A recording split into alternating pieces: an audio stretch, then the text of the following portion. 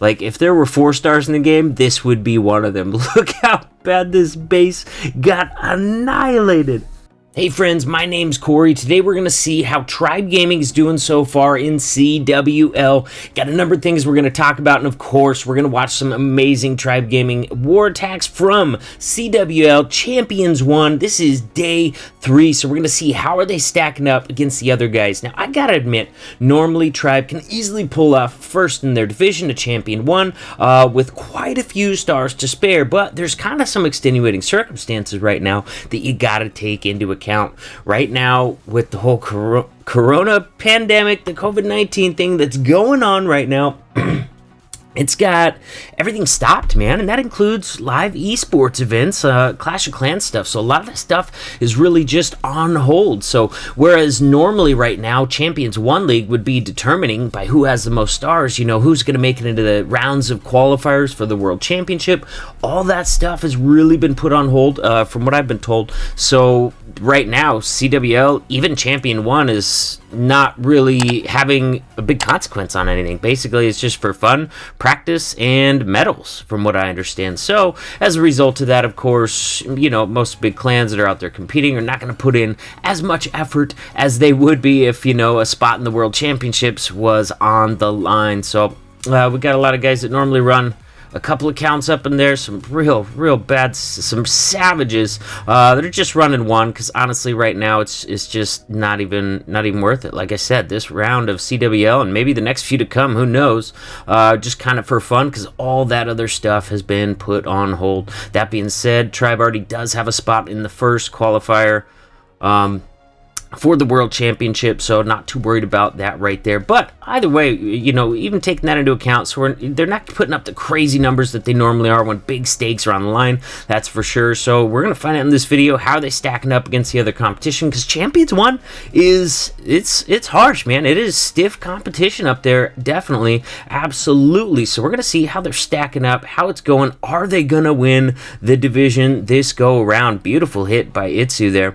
Next up, we got Hex coming in with a hybrid attack. Looks like he's got the blimp selected, so it looks like it's going to be a Yeti bomb. Here we go. We got Queen on the left-hand side there. Has not dropped any healers yet because he doesn't want those healers to switch off to the Yetis. There we go. Queen's, she got rid of that other archer tower there. Now she's not taking any damage. You got to get those healers in, though.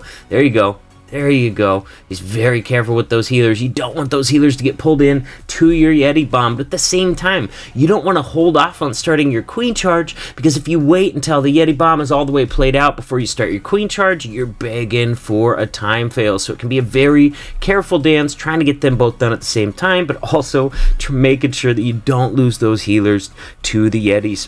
Nice little wrap around the Queen's going to do here. She's going to be able to reach that air defense, so it should not be an issue.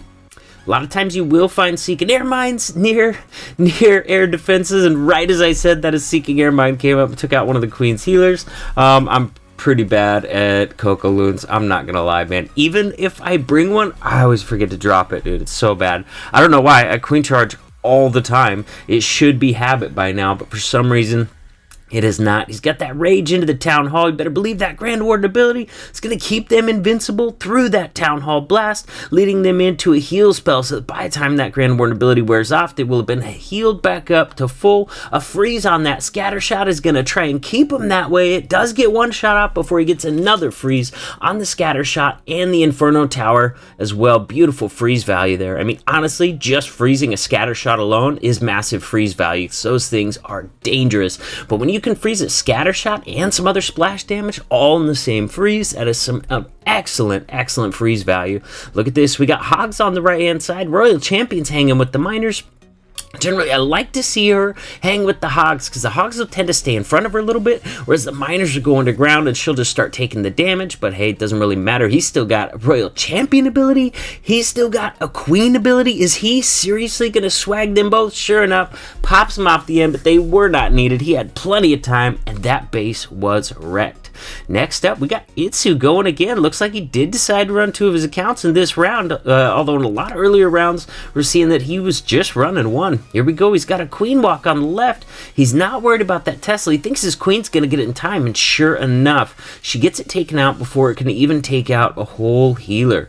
This is going to be a crazy charge, man. I remember watching this thing live when I was... oh my gosh, man. This is a nice one. So here we go. Queen takes out the Tesla farm. And remember, you don't know where those Tesla farms are at. So it's always a surprise in CWL because you get one attack per base. The super wall breaker is going to open up that bottom compartment right there, and then he's got access to the Eagle artillery, and he looks like he's just waiting to see which direction his queen is going to walk, because in there, deep into that base, you see the air defense, the wizard towers.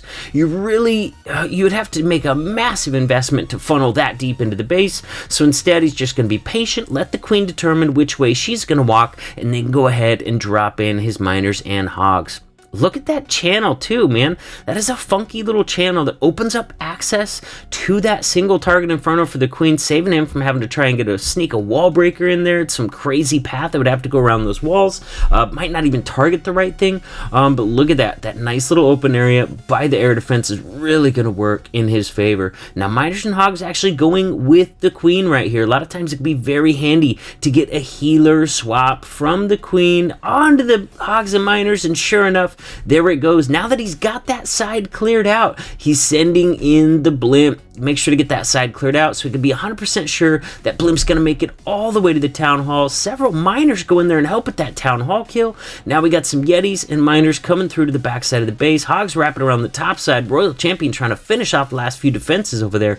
Actually lost a ton of those miners into the core of the base, so Royal Champion's kind of on her own up there trying to finish that stuff off, guys. But it was a really long queen charge. You know, when you got to wait for a determine her direction and just be patient, it does eat up a lot of time. It can lead to a time fail. Is he gonna have enough time? He's got 27 seconds left on this one. He's got a minion up in the top right. 24 seconds. Royal Champion is still alive. Oh, Royal Champion goes down to that last cannon. Oh my gosh. Oh, he's going to end at a 97%. Super close. Still a very nice attack. This is another one. I watched this one live. All right. Tesla Farm obviously was not known about here. And this hero, Sui, does not go according to plan. All right. This hero, Sui, was supposed to grab at least the Town Hall and a scatter shot. Honestly, though, Tony here was hoping to get both scatter shots with this push. He's got a bunch of ice golems in there. His plan is just to freeze all that damage, which it did, while the queen gets in there and grabs the town hall and the scatter shot. But the queen walks around those Teslas, pull her around outside. She's not going to go for that town hall. It is still going to be standing. Now, the Royal Champion did take out one of the scatter shots, so he's still got a chance at this, although that Sui did not go according to plan at all for Tony here. Look at this. Let's see how well he does on saving this, man. And this is scary too, because look, that town hall, it's not even activated yet. So you got to trust that something is going to activate it before those loons get there. Otherwise, you're looking at a 1-star. Finally, that hound pops and the minion gets a shot off on the town hall, activates it as a defense so that the loons behind can target it. That was brilliant use of the hound right there to get the minions to activate the town hall. That was very, very nice by Tony there. He said, we saw this last year in the World Championship of Clash of Clans on a lava loon hit. It didn't go, the Sui didn't go according to plan, but he still went ahead with the tech anyways. Of course, you can't just rage quit. You got to finish it out. And then that World Championship, man, that dude got a 1-star because nothing activated the town hall. His loons went right past it. And then by the time they tried to go back to it, there was not nearly enough loons to get it taken out. That actually affected the who won and who lost the World Championship last year. So Lava Loon can be dangerous if it's not going according to plan. Very, very close hit there. If he would have got that town hall down, that base would have been annihilated. It was still a 97. Check out this crazy dragon hit from Mito here. Royal Champion Sui gonna grab that air defense, cut out some nice little pathing in there. Beautiful chunk of that base cut out, including an air defense. Now he's got a minion behind, just kind of clean up the trash since all those defenses are gone. It will go unimpeded right there. Ooh, the blimp does eat a Seeking Air Mine, but it gets as far as he needs it to go. He's got a double clone spell right there, raging up all that The dragon is locked onto the queen. There we go. Queen is down. Electro Dragon is surging forward. Can he get off another rage chain? Yes. Can he get that Eagle Artillery down? That would be huge. Oh man, I don't know if he's going to get it. He's so slow. Yes, Eagle Artillery goes down. So we see that whole bottom half of that base, at least inside the walls, has disappeared. The rest is just trash buildings and 2-point defenses inside the walls. Got another minion working on the bottom there, along with that other minion on the right, trying to get those buildings just kind of taken out. Now he's working on getting his dragons funneled into this base. He does still have a king and a queen. He's going to drop those up top with the super wall breaker. A Sui hero on the opposite side as well. Is the queen going to go in? Yes, she is. Now she can reach the air defense. She can reach the enemy queen. Massive value. He's going right into a sweeper, but it does not matter. There's just no defenses out there to really hurt them, and he can rage right through that sweeper. Grand Warden ability carries him through the Town Hall Blast. Backside, we've got like a scatter shot and nothing else. Like 5-6 dragons still alive at this point. Grand Warden's still in there helping them out. So many dragons. Now we're down to 5 dragons.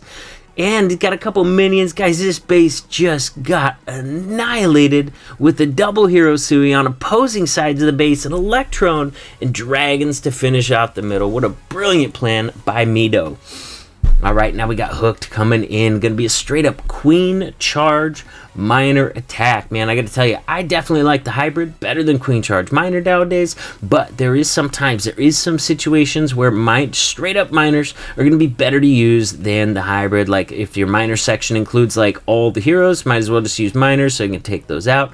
Also, if you're going to be starting on like the town hall and there's really no other defenses to keep the hogs busy, a lot of times the miners hang behind the hogs. So what happens is if that town hall's not activated by the miner, the hogs will just surge ahead and die while the miners are stuck on the town hall. And then by the time you get to the core of the base, your hogs are already dead and you've only got 15 miners instead of 26 that you're going to have with the Queen Charge. So definitely is some situations where a Queen Charge miner is going to be better off than a hybrid attack, man. Of course, in general, I like the hybrid better. I think it's stronger. I think it's a little more versatile just because, man, you can defend miners if you know what you're doing, man. If you put some well-placed skelly spells in a base and you're just using miners, it can keep those miners tied up forever. Sure enough, he's direct targeting that town hall. Double giant bomb. Oh my gosh, he uses that Grand Warden ability, but not until those giant bombs had already gone off. Grand Warden ability is going to cover while they're getting hit by 2 scatter shots. Oh my gosh, they're right between 2 scatter shots. That is crazy town. That is so much damage on those miners. He's going to overlap the heals because he knows how much damage that is in the miners, and because of that, they're going to make it right through those scatter shots. Man, that was a good call using just miners on this base. Hogs would have been annihilated by those double scatter shots. Miners at least go back underground and causes some of those shots to miss, and those scatter shots hit hard, man. If you can make one of those scatter shot drops miss, that can easily be the difference between a 3-star and a fail. Beautiful hit by Hook. Gonna be wrapping this one up. Does he have enough time? Yes, he does. Got that triple with the Queen Charge Miners, the Super Wall Breakers. Check this hit out, guys. All right, I'm excited about this one. Nick does some crazy stuff, man. I absolutely love it. Just annihilates this base. Royal Champion Sui's going to take out a whole quadrant of the base with ability, including a single target Inferno, just like it's nothing, man. Come on. Look at this. Now we got King and Queen coming in from the bottom. He does not have super wall breakers available, so he's going to have to get this done with the old school wall breakers. Not a problem for Nick. Here we go. Queen has been funneled in right there to the Eagle Artillery. She's going to be able to grab the Eagle Artillery from right there, and she can step over to the left, grab a couple more structures, but she will not be able to reach that single. So she can take out several, but the single is not one of them. Look at that Seeking Air Mine. Oh my god. Going all the way across the screen. Oh my god. That was insane. That was super cool. What was that Seeking Air Mine even doing? That was super wild, man. Wow, dude, I don't even know what to say about that. That was super crazy. All right, now we're coming in. Look at that Stone Slammer value, by the way. Nothing's targeting it. Those Expos are all set to ground. And look at that thing sneaking in there. He's going to get a rage down, a couple hastes up top. Now it is Bum Rush Lalo time. Look at this, spam it from the top. He's funneled it so nicely. You can just spam deploy that stuff. Use that Grand Warden ability to get through the scatter shots and the Town Hall blast because, hey, they're right next to each other. Just like that, Town Hall's down, scatter shots are down, and the balloons have barely taken any hits at all because of that Grand Warden ability. Guys, this base did not just get 3-starred. Like, if there were 4 stars in the game, this would be one of them. Look how bad this base got annihilated. Oh my god, dude, he's got all the loons. He's got all the loons left, man. I think he's got more loons left up now than what he started the raid with. That's how overpowering this attack was. My god, Nick. No mercy shown on this base. Beautiful hit. All right, fam. Let's take a look at how Tribe's doing as of day 3 in Champion 1. So, round 3, Tribe won their war, beat the level 14 Asian clan, but if you look 4 lines below that, we got that level 10 Asian clan that beat us out by 2 stars, also got the win this week. So, it's going to be really close back and forth with them to see who's going to be on top. But, you know, they've got more stars than us for a couple rounds now. But if you go back to round number 1, Tribe trounced them by 6 stars. And, of course, got the star bonus for winning that war as well. So I'd say Tribe still has the edge, but only by a little bit, guys. On your screen right now, there's a button in the middle of the screen to subscribe to the channel. If you haven't subscribed already, what are you waiting for? Over on the other side, there's a YouTube video that YouTube thinks that you might be interested. Go ahead and check that out. We'll keep hanging out. I'll see you in the next video.